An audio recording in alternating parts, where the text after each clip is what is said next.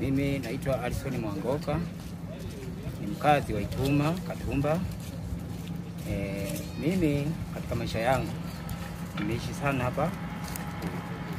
Katika mabunge wote ambaye tumewachagua, huyu ndio nimemuona kwa sababu anatetea eneo letu la Katumba kwa barabara ya kwenda Mwakaleli.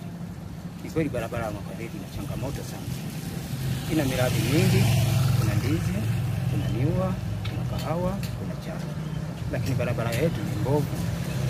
Tumeahidiwa miaka mingi kama kutengeneza hii barabara, haijawahi kutokea. Lakini rais huyu kwa miongoni tulivyomwangalia tunaona kidogo anafanya. Kwa maana hii barabara ni kweli tumepata shida. Mwakaleli ni jirani sana, lakini utashangaa gharama ni kubwa kwa ajili ya nini? Barabara ni mbovu. Namshukuru sana pamoja.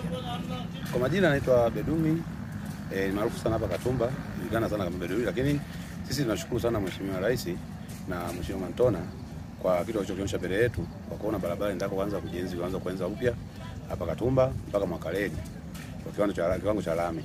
Lakini tumeona mitambo ishafika hapa, tumeshuhudia kabisa ujenzi unakaribia hivi karibuni.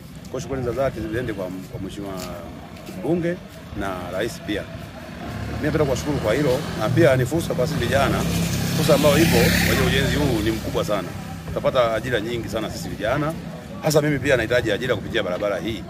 Na isitoshe nipo pembezoni tu hapa, nitapata ajira. Na naamini hivyo kwa sababu ni kijana ambaye anajituma kwenye kazi zote mbalimbali.